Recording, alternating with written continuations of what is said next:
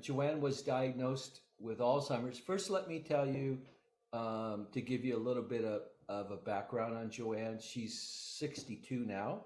Mm-hmm. She was diagnosed with early onset Alzheimer's about 6 or 7 years ago. Before that, I started to notice changes about 11 or 12 years ago. And they were subtle at first. They were, repetitive questioning, things being, I couldn't find things where they normally were. And so that's how it kind of started. But before Joanne had Alzheimer's, or before I was aware of it, we would travel. She was very social, a bit shy, but she loved being around people. She loved to travel. She loved art. One of the things that she would love to do the most would be just to sit and have coffee with a friend and talk. And there would usually be something sweet involved too. And so we would, we had a very good life. We traveled quite a bit. I'm fortunate that we were able to travel before she was diagnosed with Alzheimer's. And we've been married at this point, we've been married for 32 years. And so we had a very good life. That happens a lot of times with caregivers. We try to do it ourselves. And I had some good support from the Alzheimer's organization in San Diego. But at some point, I knew I needed to do more. And I thought, well, what am I going to do? And I looked at the care options in the States, in California. And, there's a private and there's a public option. The private option in the United States is very, very expensive. And the public option, I thought wasn't as good as what would be available in Quebec. And since when I met Joanne, she was, from Quebec, her friends were in Quebec, her family was in Quebec, I thought it made the most sense, to bring her to Quebec, for me to retire early and move to Quebec. And so that's what we did. At first, the disease process, Joanne continued to decline over time. At first, I had no help. I was with her 24 hours a day, 7 days a week, and I got very, very worn out. And I was depressed.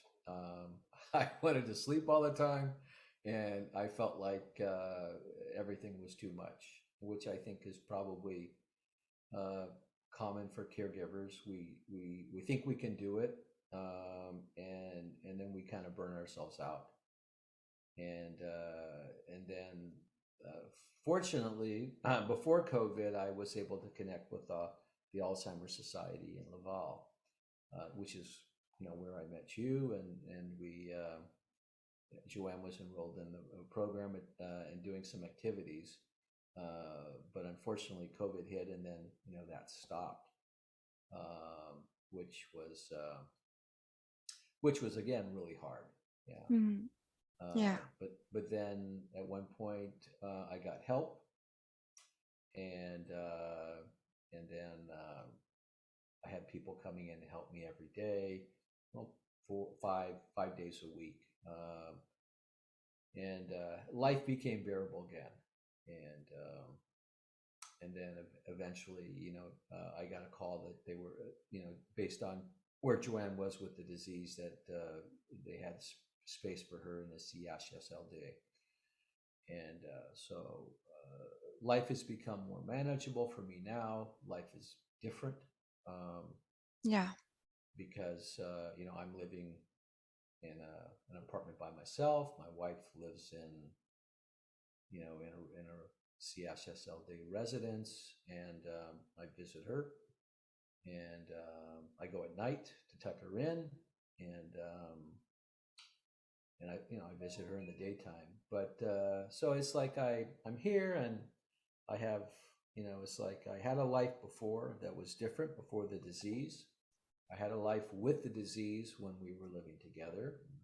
And now it's like I have this new life, and I'm trying to figure out how to do this new life, and live, and make a life for myself, make a life that I feel is worth living, so I can get up in the morning and have things to look forward to and people to talk to, and then at the same time help my wife manage her care,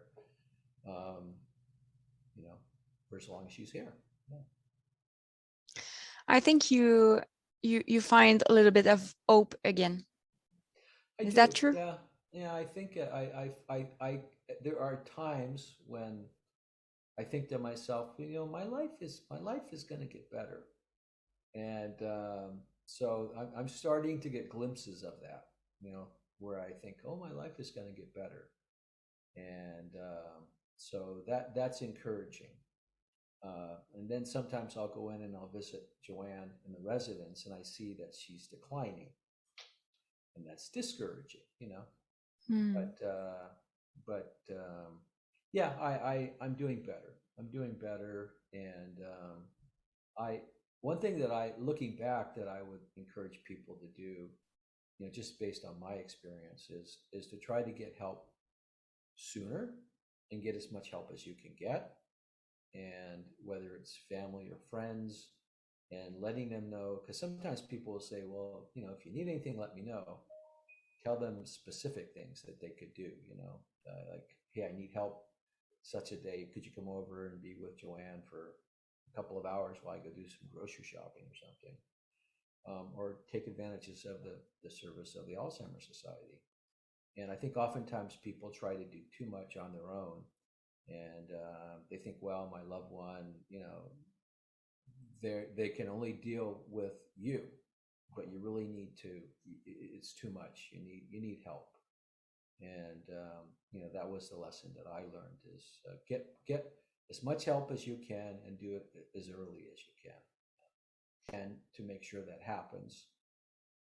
But on the flip side, I need to be careful, because I need to make sure that I'm having a good quality of life. And I think sometimes with me, if I had anything else I would share with other people, is that, you have to take care of yourself. And oftentimes I think I put myself on the back burner. Because I wanted her to have a good quality of life, and I didn't focus enough on my quality of life. So I think that's very, very important. Yeah. And I would hope that other people going through this similar situation, that they would take time and focus on that part for themselves. Yeah. You said earlier that when you go to the residence, you see Joanne and you see the disease decline and everything. Yeah. Do you feel like it's you every time? Like, oh my God, it's another step. Not every time, but I think when I notice, like, things that she used to be able to do that she's not able to do now. And that was the same thing for me when she was living at home with me. When I would see a decline, and I would say, okay, well, she can't find the bathroom now. She needs help. And we were living in a 2-bedroom, 1-bath, apartment.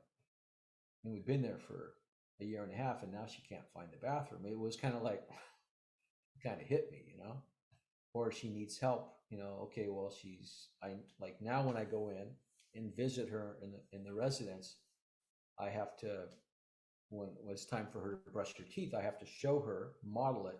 Okay, well, you're going to brush your teeth now. This is how you do it. Or maybe I have to help her hold the toothbrush, or show her how to wash her hands.